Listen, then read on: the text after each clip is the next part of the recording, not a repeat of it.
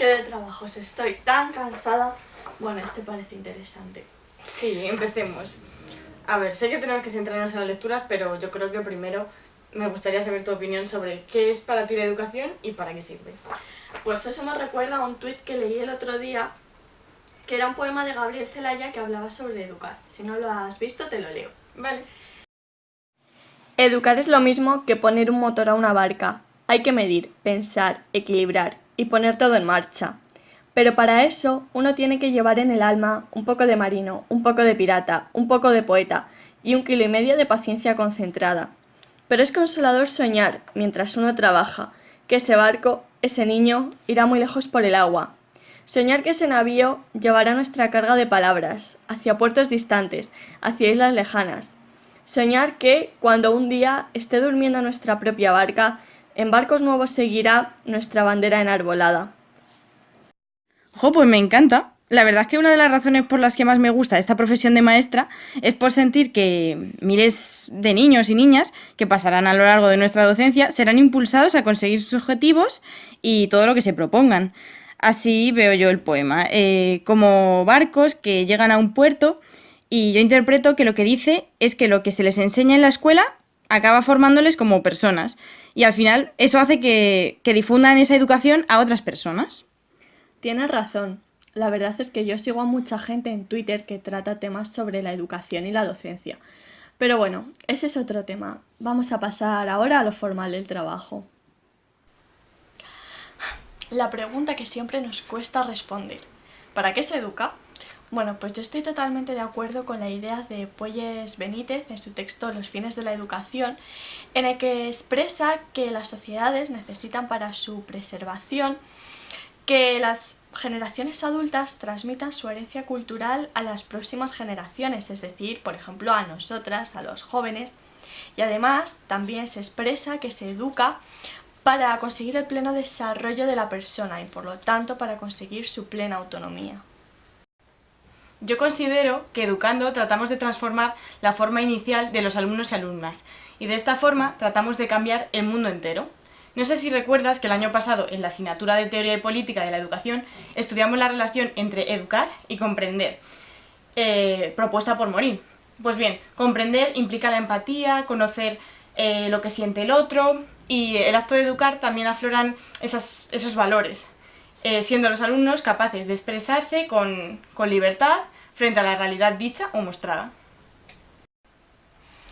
Añado a lo que has dicho anteriormente y a lo que yo he dicho que también se pretende educar en ciudadanía, porque es necesario que las generaciones se respeten entre ellas y también al entorno que nos rodea. Y además es necesario conocer e interpretar el mundo, que pienso que va ligado con el hecho de desarrollarnos en sí como personas. En definitiva, sin la educación perderíamos todo aquello que nos hace humanos. Pues sí. ¿Tú crees que el fin de la educación siempre ha sido el mismo? Bueno, ¿la educación ha sido la misma o ha evolucionado? Desde luego que ha evolucionado, pero tiene poca base teórica tal vez que lo digamos nosotras, hijas del sistema educativo del siglo XXI. Y además podemos preguntar a nuestros familiares, a nuestra abuela, a ver cómo era la escuela y sus clases de la época. Me parece genial. Veamos qué opinan.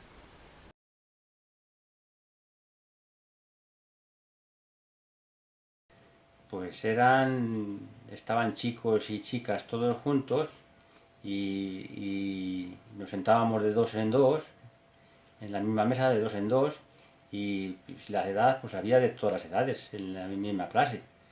Y deberes también nos ponían algunos, no muchos, y el profesor pues no era muy allá, porque siempre estaba enfadado y cabreado. Si nos preguntaba alguna lección alguno y no nos lo sabíamos, nos pegaba con una vara que tenía, que era de negrillo y dolía que no veas. Y para ir al servicio tampoco había servicio, ni había calefacción, se pasaba mucho frío, y para ir al servicio tenías que tener muchas ganas, porque si le pedías permiso al profesor, te daba con la vara para poder salir. Y por la educación pues es muy importante, porque antes sí que había educación y ahora hay mucho mejor, pero que eso es muy principal. La educación es lo más principal que hay. Cuando estuve en el colegio de Vicálvaro, pues sí que es verdad que los niños se metían bastante unos con otros, los que tenían gafas, los que tenían las orejas grandes y esas cosas. Y bueno, la verdad es que luego en Torrejón eso no se veía tanto, no era tan habitual. Bueno, pues yo me crié en un pueblo que era muy pequeño y bueno, un poquito más grande, ahora se ha quedado más pequeño, pero era pequeño, se llama Villarejo de Medina, de Guadalajara.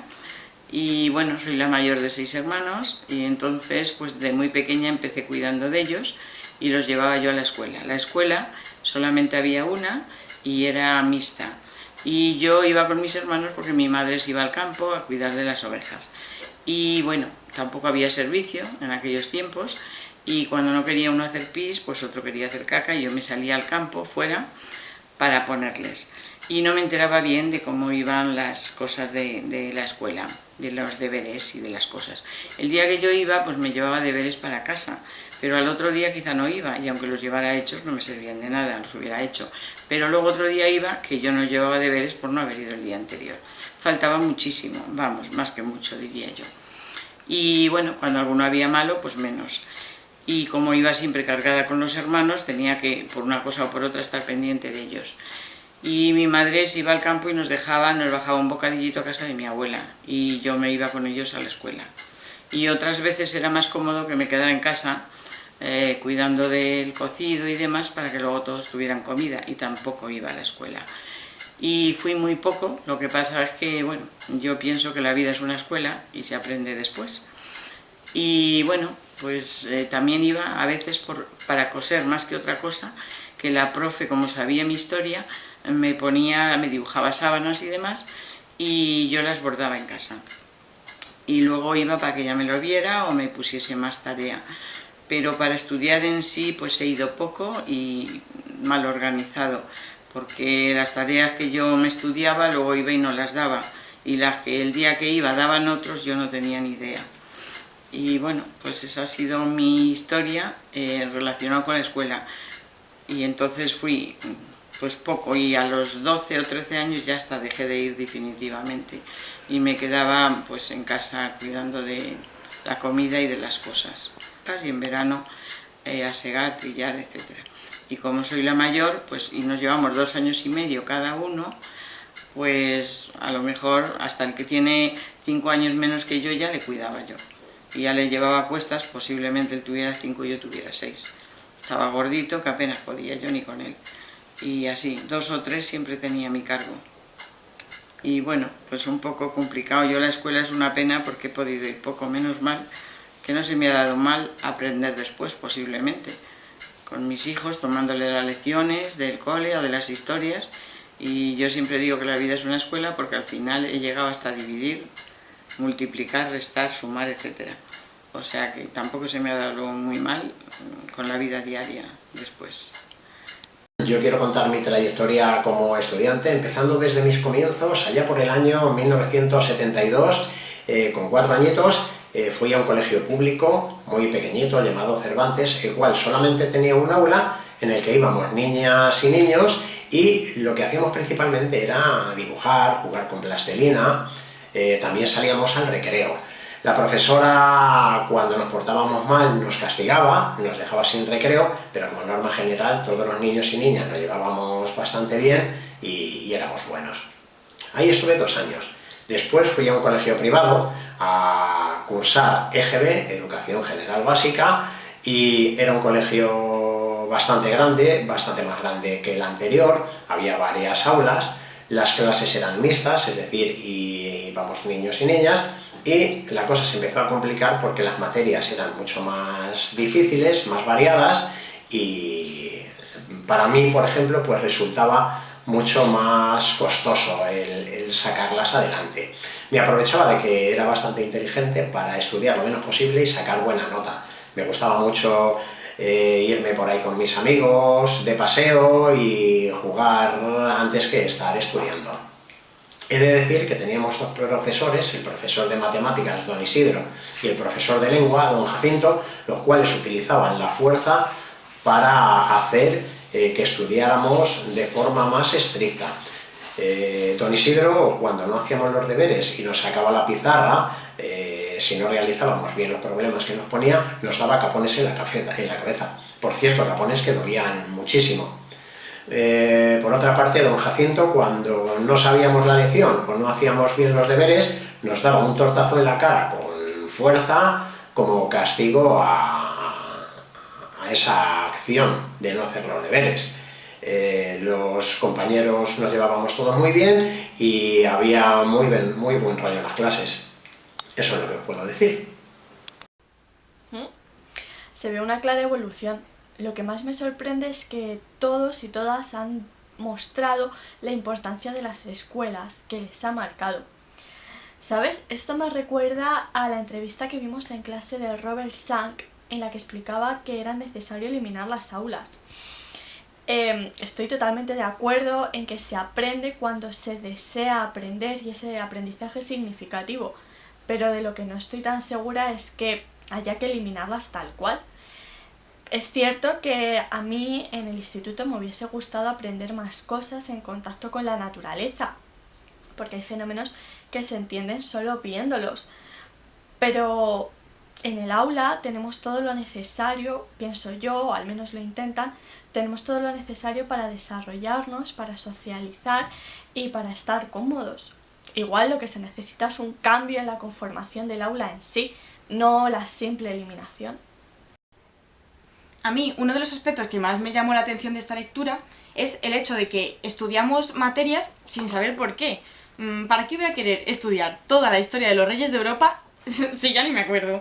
Y Roger Sank dice que en enseñar está el problema. Y es una de las grandes preocupaciones de nosotras como futuras maestras, que no nos enseñan cómo enseñar. Y realmente los maestros saben cómo enseñar, pero no saben cómo enseñar a enseñar. Pero así era mi padre, que les pegaban en el colegio. ¿Eso es ser un buen profesor? A mi padre también, es que, de verdad, vaya profesores. Luri, en su texto de Por una educación republicana, en el fragmento sobre fines de la escuela y el valor de esos fines, afirma que se necesita la humanidad del maestro que represente esos fines de la educación, porque si no, lo mismo sería usar robots. Como hijas o alumnas, en nuestro caso, debemos tener en cuenta todas las posibilidades y al trascender a ciudadanas debemos tener en cuenta todos los matices de la sociedad. Con lo que has dicho anteriormente, creo que el maestro debe comportarse como persona y a la vez como ciudadano, enseñándonos la realidad de la escuela, es decir, los contenidos, las competencias, etc., pero a la vez enseñándonos la realidad que está ahí fuera, la realidad a la que nos vamos a tener que enfrentar en un momento u otro. A ver, eso también es trabajo de nuestros padres, con el tiempo adquiriremos esa experiencia, pero los profesores pueden educarnos en valores, en pluralismo y en otras muchas cosas. Además, estoy de acuerdo con Luri en que los maestros deben hacernos llegar a las funciones y nosotras, como futuras maestras, debemos hacer llegar a los alumnos a las funciones de la escuela republicana, que, como ha dicho Luri, como he nombrado anteriormente, son la finalidad cultural y política, la finalidad psicológica, la finalidad intelectual y la finalidad institucional. Estoy totalmente de acuerdo con Luri. Necesitamos la humanidad de los maestros para facilitar el tránsito de los niños y las niñas a la sociedad, para que alcancen la condición de ciudadanos. Además, estos han de ayudar a los niños y a las niñas a visualizar sus posibilidades más altas. Los fines de la escuela son muchos. Entre ellos destacan algunos propiamente humanos, que un robot no podría llevar a cabo. Por ejemplo, los maestros se encargan de enseñarles a creer en ellos mismos, a aprender de las experiencias, a trabajar en equipo, a sobreponerse a la frustración, etc. Es decir, no se limitan a explicar temas, sino que también buscan el bienestar y la felicidad de sus alumnos y alumnas. Si la situación estaba así hace 30 años, no me quiero imaginar hace 60 y siendo mujeres. Haciendo referencia a María Zambrano, recuerdo que afirmó que a las mujeres las enseñaban a coser, a cantar, a sentarse, a caminar con gracia, a ser diligentes, suaves, a ser femeninas. Y bueno, todo empezó con La Amiga, que eran mujeres reunidas en la casa de Safo aprendiendo música, poesía, etc. Eso sin olvidar que les enseñaban a ser mujeres, y solo mujeres. El hecho de que las enseñasen o de que nos enseñen acciones y actitudes propias de mujeres no me gusta nada. ¿Y por qué los hombres no debían coser? ¿Es que acaso debían ser todos filósofos? De todos modos, aprender poesía y arte me parece interesante y necesario. Y que las enseñasen con dulzura me transmite la sensación de que a lo mejor estaban más motivadas a aprender. De este texto de María Zambrano destaco el hecho de que las enseñasen a ser amigas, porque siento que a veces en la escuela nos enseñan a ser más bien enemigos, en el sentido de que se genera tanta competitividad por los trabajos, por los exámenes, que se dejan a un lado todos esos valores y se genera esa enemistad en el ambiente que yo creo que era mejor antes, cuando la amistad era uno de los valores fundamentales.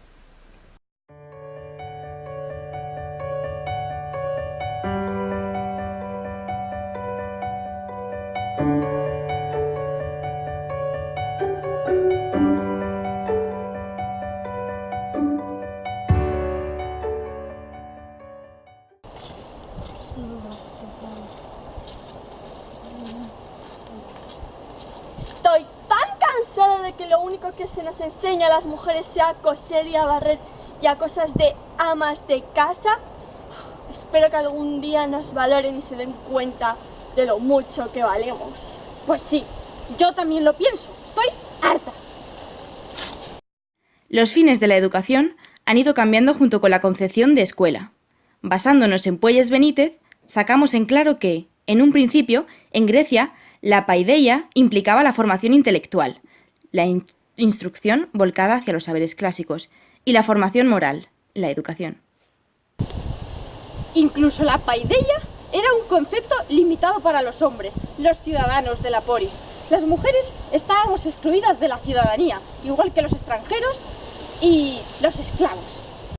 Los romanos, que fueron los herederos de la cultura griega, tenían un alto concepto de la paideia, pero, junto a los saberes clásicos, acentuarían algo que los griegos subordinaban a estos, los saberes prácticos.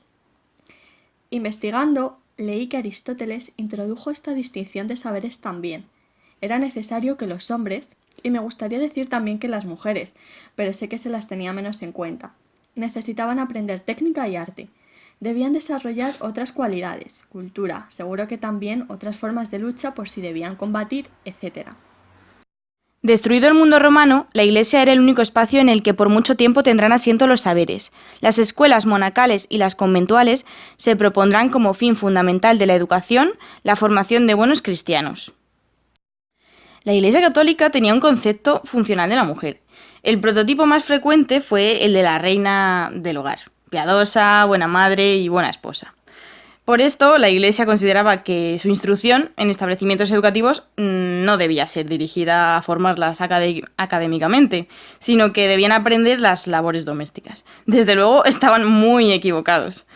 Además de las mujeres, los hombres no cristianos tampoco podían acceder a la educación. Vaya tontería es esa, ¿verdad? Sí, lo es, pero sin embargo, los cristianos de cualquier clase social sí podían recibir educación, incluso gratuitamente si no tenían dinero para pagar. También es cierto que la Iglesia Católica eliminó costumbres repugnantes del mundo antiguo, como el infanticidio y los combates de los gladiadores, y también restauró y construyó la civilización después de la caída de Roma. La Iglesia Católica educaba en valores como la generosidad, humildad, respeto, honestidad, amor, etc. Aún así, creo que mis conocimientos sobre la Iglesia son mínimos comparado con los tuyos. Yo no soy muy religiosa.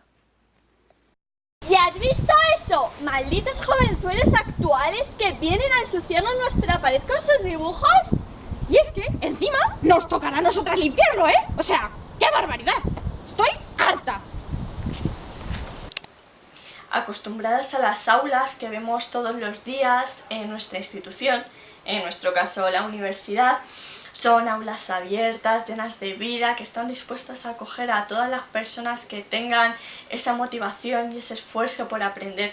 Por lo tanto, actualmente y en nuestro futuro debemos trabajar por que esas condiciones de escolarización sean lo más equitativas posibles, para que todos los niños y niñas puedan disfrutar de esas buenas aulas, de los buenos profesores, de una equidad digna, pero todo esto siempre debe hacer referencia a los principios fundamentales de la institución escuela. Esto me recuerda a la idea de Maggie sobre la escuela como servicio público, aparte de institución. Este servicio adosado al Estado no nos puede garantizar la calidad en los servicios. Somos parte de este servicio y podemos contribuir a la calidad, al funcionamiento e incluso a la evolución. Considero que aquellos que estamos bajo el sistema educativo y bajo el techo de esas instituciones aportamos información para mejorar. Estos servicios que recibimos también deben ser equitativos, como bien has dicho antes, y la escuela no es un servicio público como tal, más bien está impregnado de valores, de principios, no de ánimo por satisfacer a los usuarios. Y claramente la equidad es uno de ellos. Esto me recuerda a lo que hemos hablado anteriormente. Años atrás la escuela no era nada equitativa con la mujer, lo hemos comentado en el caso pasado y se ve claramente. En cambio, ahora son bienvenidas las mujeres, las personas provenientes de otros países, los niños y niñas que poseen nuevos modelos familiares, etc. No me puedo imaginar esa aceptación en otra época y qué pena. En Diario 43 de Erin Bruegel y los Freedom Writers se apela a la tolerancia en la historia que se cuenta. Esto me hace reflexionar que todo sirve para algo, que realmente existen personas que realizan acciones para conseguir la mejora y que en este caso nosotros debemos hacer lo que esté en nuestra mano para conseguir elevar esa tolerancia y todas esas mejoras que queremos y que se han venido haciendo mucho tiempo atrás hasta llegar a la escuela en la que estamos. Sí, es increíble cómo nuestras acciones pueden afectar tanto a otras personas o a otras situaciones. Cada individuo tiene el poder en sus manos y es su decisión si actuar para obtener un mundo más deseable o no hacer nada. Después de escuchar este poema, yo he sentido que todos debemos ser relámpagos, que debemos dar nuestra luz por muy poco duradera que sea. Con esto quiero decir que no importa si nuestras acciones para mejorar son pequeñas. Lo importante es que cada uno de nosotros aportemos algo bueno a la sociedad. Imagínate que todos somos relámpagos, entonces el mundo brillaría una y otra vez. También explicaría que quizá solos no podamos dar mucha luz, pero juntos sí. Esto quiere decir que para mejorar determinados aspectos de la vida, todas las personas deben poner de su parte. No lo había pensado de la misma manera en que lo has argumentado tú. Yo, en cambio, al leer ese fragmento reflexioné sobre el hecho de que el relámpago me transmite fuerza. Y creo que es un fenómeno que nos marca a todos cuando lo vemos, porque no es común y siempre nos sorprendemos, al menos yo. Por ello, nosotras debemos ser relámpagos en nuestro día a día y sobre todo en el momento en que ejerzamos como profesoras. Debemos transmitir esa fuerza y marcar a nuestros alumnos y alumnas por ello, por las acciones tan sorprendentes que podemos llegar a realizar. Esas pequeñas prolongaciones que derivan del relámpago como tal y que se expanden por el cielo, hacen que sienta que nosotras, al ser relámpagos, podemos llegar a marcar a muchos niños y niñas y transmitir nuestros conocimientos y valores a otros lugares.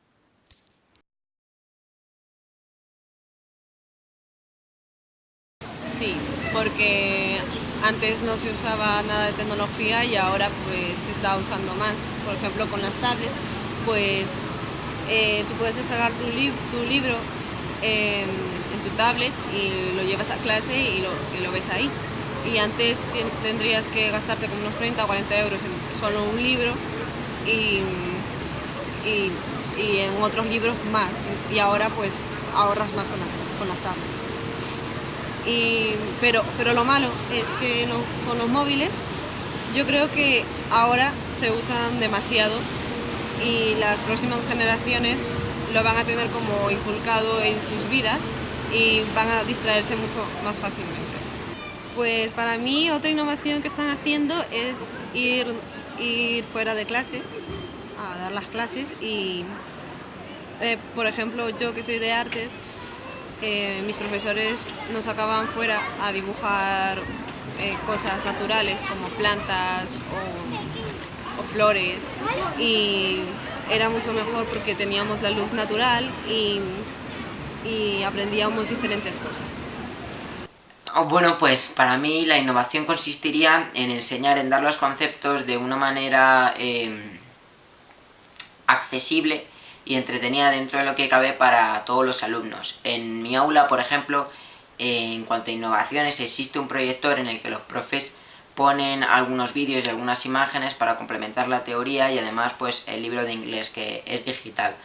Además, nuestra profesora de literatura, cuando damos un temario de literatura, luego nos hace ir a Madrid a fotografiarnos con algunos monumentos relacionados con lo que hemos dado, y luego hacer una parte escrita. Esto nos sube nota, ayuda a reforzar los conocimientos y pasamos un día divertido en Madrid. Mi madre es profesora y tu tía directora, ambas de un colegio de educación infantil y primaria. ¿Qué pensarán ellas sobre la innovación?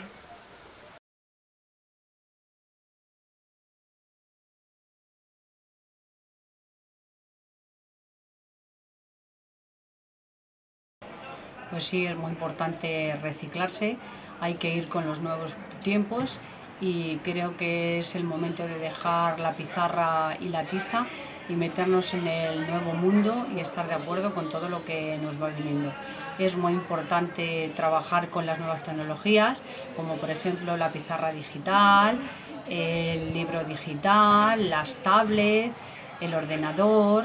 Aparte de que está mucho más actual que los niños trabajen con estas herramientas, pues también les facilita mucho más porque ellos, a la vez que aprenden, juegan. Y también me parece muy importante el trabajo cooperativo, que lo estamos poniendo en marcha, y los niños se integran mucho más, aprenden a convivir, y entre una de las prácticas del trabajo cooperativo que me gusta mucho, por ejemplo, es el folio giratorio, el trabajar el 4×4, que es trabajando, se hace una tarea de 2 en 2, se corrige, luego de otros 2 se corrige, se pone en común, y así ellos también van aprendiendo a comunicarse y a trabajar más en grupo. Hola, me llamo María José Marín Moraleda, soy directora del CEIP Miguel Hernández de Torrejón de Ardoz. Es un centro público de línea 1 que cuenta con 213 niños y niñas de 3 años hasta sexto de primaria. En nuestro centro llevamos a cabo varios proyectos de innovación educativa, porque creemos que con ellos favorecemos el aprendizaje de nuestros alumnos y alumnas. Tenemos 3 profesoras que el curso pasado realizaron un máster de innovación educativa y son las que coordinan este proyecto. Destaco el proyecto de medio ambiente, porque es necesario que nuestros alumnos y alumnas vean que el planeta es nuestro hogar y debemos cuidarlo, respetarlo y protegerlo. Poseemos en el cole un huerto escolar. A lo largo de este primer trimestre nos hemos planteado tomar contacto con el huerto, preparación del terreno, plantación y cuidado de los cultivos. Por ejemplo, alcachofas, habas y ajos, entre otros. En el segundo y tercer trimestre realizaremos el cuidado y la recolecta de los cultivos sembrados. Hay una profesora coordinadora de este proyecto y se lleva a cabo todos los lunes, se dedica una sesión al huerto. Y bajan primero un grupo con la tutora y después otro grupo. Hablaré de otro proyecto que llevamos a cabo llamado la Liga de las Mujeres Extraordinarias. Este proyecto ha surgido para concienciar a los alumnos y alumnas de las desigualdades de género y el daño que puede provocar el machismo. Por ello, hemos realizado este proyecto de educación feminista, teniendo en cuenta que hablamos de feminismo como igualdad entre hombres y mujeres. Nos hemos basado en el artículo 27.2 de la Constitución Española, que dice que la educación tendrá por objeto el pleno desarrollo de la personalidad humana en el respeto a los principios democráticos de convivencia y a los derechos y libertades fundamentales. La idea es trabajar en cada trimestre a nivel de centro una mujer que haya destacado en la historia por sus logros y éxitos personales. En el primer trimestre estamos trabajando una mujer escritora que es Gloria Fuertes. En el segundo trimestre trabajaremos a la primera mujer aviadora llamada Amelia Earhart. Y en el tercer trimestre trabajaremos a la gimnasta Almudena Cid.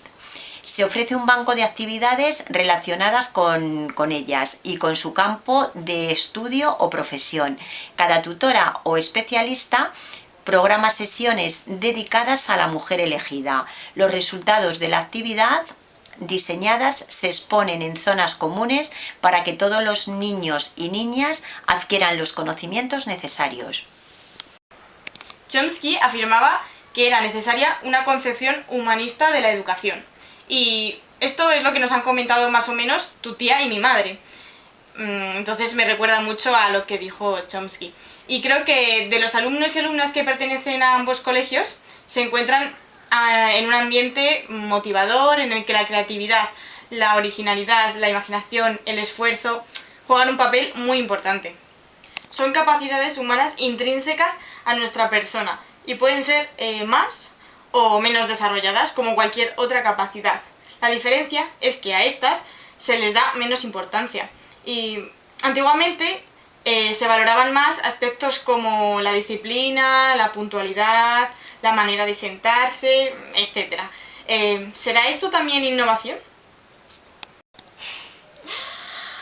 Para mí la innovación es un cambio sustancial y en nuestro ámbito, la educación, observamos que en innumerables ocasiones la innovación es como un modo de mejorar la educación que pretendemos transmitir a nuestros alumnos y alumnas para ayudarles a ser personas que se desarrollen en nuestra sociedad. Entonces, ¿por qué no transmitir ciertos valores, actitudes que sean buenos, pues, y que se transmiten a día de hoy? Porque eso tampoco puede ser innovación. Pues bien, ahora te lo explico. Desde mi punto de vista, innovación no es lo que hemos dicho antes de que desaparezcan las aulas, como afirmó Roger Schank. Innovación únicamente tampoco es que haya más tecnología. Para mí, innovar hace referencia a adaptar la educación a las necesidades de nuestros tiempos, que claramente no son las necesidades de hace años, en comparación, por ejemplo, con una sociedad industrializada en plena revolución industrial porque se necesitaba formar a personas para ello. Innovar hace referencia a cambiar la organización, a mejorar las relaciones que se establecen entre el profesorado y el alumnado, los contenidos y los materiales que se utilizan para darlos. No podías haberlo descrito mejor. He oído hablar que la inclusión de la mujer en el sistema educativo es innovar, pero yo no estoy de acuerdo. ¿Tú qué opinas? Pienso que ha sido una forma de exclusión horrible por parte de toda la sociedad. Era un derecho que en ese momento se nos había negado, pero que era fundamental. ¿Por qué no podíamos formarnos igual que los hombres? Claro, es que no es innovación, es necesidad. No incluirlas me parece fatal. Es una discriminación enorme. Y como tú decías, innovar es adaptar la educación a las necesidades de nuestros tiempos.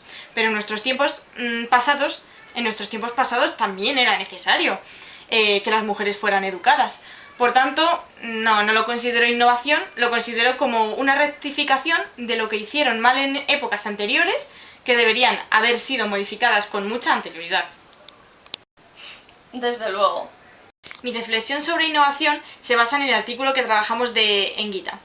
Y de ello he sacado mi opinión formada. Y creo que una de las tareas más difíciles y a la vez útiles y necesarias que todos los alumnos y alumnas reclaman y reclamamos es el hecho de que los profesores y profesoras adapten sus conocimientos y su experiencia a la situación en la que se encuentra. Deben recombinar todos esos aspectos para que su función como maestros y maestras sea significativa. Cito textualmente de Gita: educar es innovar en el terreno, ya que cada momento nos vamos a encontrar con una situación diferente a la que tendremos que adaptar los medios, nuestros conocimientos, etc. Así es. Al fin y al cabo, cada docente, cada centro hará su propia innovación. En realidad, también es un trabajo cooperativo, ya que unos aprenden de otros, recogiendo ideas y modificando sus prácticas para que sean exitosas. Yo lo veo como un proceso bidireccional. La cooperación es fundamental para innovar y a su vez la innovación genera cooperación. Al menos yo lo veo así. En primer lugar, considero que es óptimo que se lleguen a acuerdos sobre innovación, tratando los diferentes temas con los profesores e incluso consultando a los alumnos, pues porque también queremos que cuenten con nosotros y nosotras y con nuestra opinión. Por otro lado, los ambientes innovadores propician la cooperación. No creo que innovar sea llevar a cabo una práctica totalmente individualizada. Habrá que tener en cuenta la opinión de todos. Sí, la verdad es que sí. El error de muchos docentes y expertos y expertas en educación es creer que esa innovación se basa en borrar todo lo hecho hasta el momento y empezar de cero. Otras y otros creen que debemos esperar una reforma desde los organismos de arriba y la innovación está en su mano y muchas veces no se dan cuenta. Deben ser conscientes de que lo que hay que cambiar es la organización. Puede que los contenidos que se estudian en el instituto no son los más acertados, pero hay que profundizar en las relaciones. ¿Sabes lo que quiero decir? Creo que te voy siguiendo, pero adelante, explícate. Vale, a ver, fíjate en nuestros padres y abuelos. Las relaciones que se establecían entre ellos y ellas y los profesores eran escasas. Es un punto que hay que reforzar, las relaciones entre el profesorado y los alumnos. También habría que reforzar los contenidos que trabajamos y las materias que usamos, etc. Te entiendo, aunque a veces pienso que los contenidos que damos son bastante generales para los materiales que usamos, que generalmente cuando yo iba al instituto se basaban en la pizarra con la simple tiza, los apuntes en el cuaderno y aprenderlo todo de memoria y de carrerilla para soltarlo en el examen como loros. Sé que ahora en la universidad esto no es así, si no, no prepararíamos nuestro ensayo de esta forma. Sí, ya conoces la comparativa de escuela-fábrica y profesor grifo. Lo hemos visto durante muchos años y es a lo que tú has hecho referencia. Además, la tecnología de la que hemos hablado antes es un buen ejemplo de las relaciones que se deberían establecer entre la comunicación y el aprendizaje. Ya que vivimos en una época modernizada, se podría dar un buen uso de las tecnologías en el aula. Sí, hay tantos aspectos de la organización que cambiar. Acabo de acordarme del trabajo que hicimos el año pasado en didáctica general sobre la escuela de Dinamarca, la que se llamaba Orestat Gymnasium, que también era conocida como la escalera de la innovación educativa. En ella se habían modificado los tiempos, los espacios. Y cada clase se daba en un lugar diferente que no eran estrictamente aulas como las que conocemos. Eran espacios diseñados para distintos fines. A veces pienso que es necesario menos educar en el aula y más educar en la escuela. Es verdad, me acuerdo perfectamente de ese trabajo. Yo también creo que se debería educar más en la escuela que en el aula, porque principalmente mejoraría la interacción entre las personas. Yo muchas veces me he planteado que en los colegios nos limitan socialmente. Por ejemplo, te ponen en la clase de primero A y va a ser esa clase en la que vas a permanecer todo el curso. No te permiten estar en el aula con aquellos que están en primero B, ni en primero C, ni en ningún otro sitio. Exacto, menos en el recreo, pero bueno, a veces ni eso. En mi instituto hasta nos dividían por nivel intelectual. ¿A qué se deben tantas divisiones? Eso a mí no me gusta. Es que es eso, no hacen más que restringirnos y eso no está bien. Cuanto más nos comuniquemos con los demás, mucho mejor. Me acuerdo que leí una noticia de Bárbara Sánchez que decía que la interacción es lo que más hace aprender. Es fundamental contrastar con otras ideas, otros puntos de vista y además nos puede enriquecer culturalmente. Además, hace que mejoremos nuestras habilidades de empatía y comunicación. En el texto que hemos trabajado de Ferrer y Guardia se trata precisamente esto. Lo que más me llamó la atención es que hay dos medios de acción para esta renovación de la educación. Uno de ellos consiste en transformar la escuela, ya que se ha comprobado que esa organización de la enseñanza no es correcta y se debe mejorar. Y otra opción, que dudo muchísimo que se lleve a cabo, es crear nuevas escuelas en las que se traten los valores correspondientes y en las que se formen a las personas para vivir en la sociedad. Esto último no creo que se lleve a cabo básicamente por el gran peso económico que conlleva y porque no veo una real involucración en cuanto a la renovación e innovación. El gobierno español, en nuestro caso, intenta mejorar la organización de la educación y de la escuela, o al menos eso dice que hace, porque a mis ojos no hay resultados muy visibles. Porque necesitan crear personas cada vez más perfectas, más completas. Solo hay que ver lo que exigen en los trabajos cotidianos. Piden años de experiencia, pero sin tener experiencia no nos quieren en ningún lado. Entonces, ¿cómo vamos a conseguirla? Desde luego, somos instrumentos de trabajo, como se afirmaba en esta lectura, para dar valor y poder a las empresas, a las industrias y básicamente para aumentar el poder económico. Una parte de mí quiere pensar que se trata de adaptar la educación a las nuevas necesidades, pero si nos fijamos bien y observamos detenidamente el modelo de enseñanza actual, percibo un cierto miedo por parte del gobierno y los órganos encargados de crear y de aprobar las leyes de educación, porque, en el sentido de que se intenta reducir esa intriga que nos provoca, que nos crea la inteligencia humana. Es decir, hasta dónde podemos llegar, qué cosas grandes podemos hacer y que realmente marquen. A veces creo que no nos quieren libres, solo instruidos y como ellos quieren. Si te das cuenta, actualmente en la escuela suelen moldearnos intelectualmente y moralmente, sabiendo lo que ellos quieren y los valores que predican. Claro que todo nos viene desde arriba, me refiero a las leyes, ya que nuestra educación la ha dirigido el gobierno. Pero siempre hay que tener en cuenta a aquellos profesores y profesoras que nos han dado la libertad de pensar, de actuar, de opinar, de creer que es lo mejor, de realizar trabajos y ejercicios a nuestra manera, sin imponernos determinados aspectos y sin ponernos fronteras.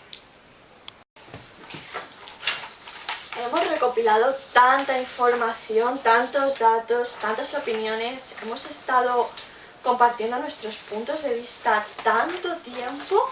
Sí, la verdad es que yo ya no sé ni dónde está cada cosa.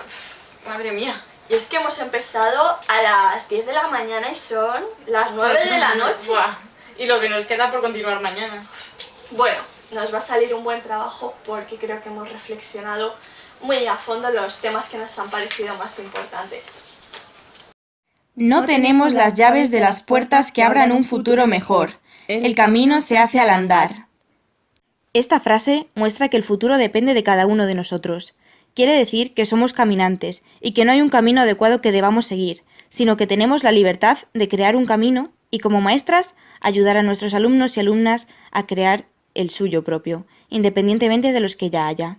El camino hace referencia a la vida, en la que tendremos que tomar distintas decisiones y realizar determinadas acciones, y es así como crearemos nuestro camino. ¿Por qué hemos decidido trabajar juntas?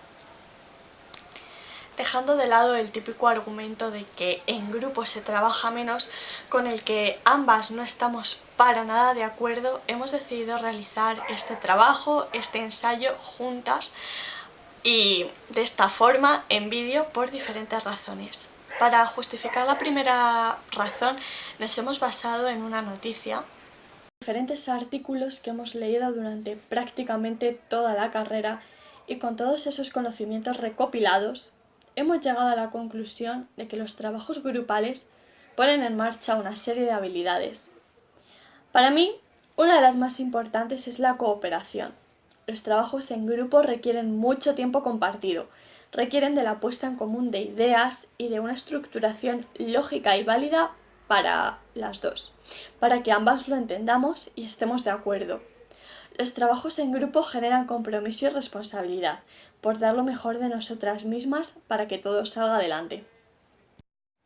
Además, sentimos que aprendemos mucho más, repetimos las cosas varias veces, ponemos ideas en común y nos abre la mente respecto al punto de vista de otras personas. A veces nos quedamos encerradas en nuestro propio pensamiento como si poseyéramos la verdad absoluta, y es necesario escuchar diferentes opiniones y argumentos para darnos cuenta de que no es así. Con todo ello, nuestras habilidades de comunicación mejoran, ya que argumentamos con las palabras correctas lo que queremos decir para que sea entendible y sensato, a la vez que resolvemos los conflictos que se pueden generar por el choque de opiniones. Por último, considero que los trabajos en grupo son una especie de prueba para entrarnos en el mundo laboral. Me explico. En nuestro futuro, cuando nos encontremos en un colegio rodeadas de compañeros y compañeras, vamos a tener que trabajar en grupo y en cooperación, resolviendo problemas y realizando debates. Y esta es una de las profesiones que más lo requiere. Bueno, nosotras hemos escogido realizar este trabajo en forma de vídeo por la simple razón de que, ya que teníamos la oportunidad de elegir cómo lo queríamos hacer, reflexionamos sobre ello y llegamos a la conclusión de que realizar un vídeo es más ameno, es más didáctico que realizar un simple ensayo en nuestra casa, y aunque lo hiciésemos juntas, es más monótono, es más serio. Además, intentaríamos fijarnos a unos pensamientos ya dados en vez de crear nuestras propias reflexiones. Sí, además, al grabarnos en vídeo se puede ver perfectamente las reacciones que tenemos a determinados comentarios de autores o a lo que la otra dice mismamente. Además, hacerlo en este formato nos posibilita meter, por ejemplo, las encuestas a familiares, amigos, etcétera, porque nos parece que su opinión puede ayudar a formar la nuestra propia, entonces queríamos añadirlo. Por tanto, al final, como conclusión, creíamos que este era el mejor método para hacer el trabajo. Y para expresar lo que pensamos. Eso es.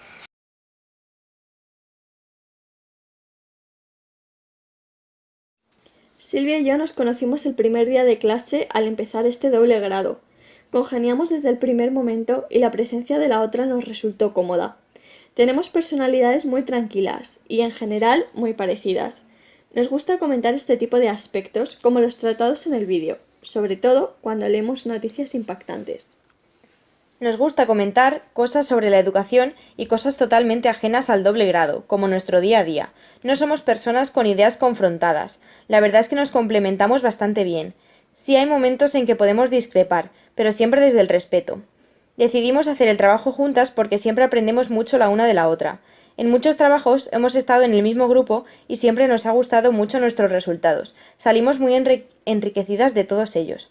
Por eso queríamos hacer juntas este también, ya que trataba temas que son de gran interés para ambas y además pensamos que este trabajo iba a ser mucho más natural si lo hacíamos juntas y no individualmente.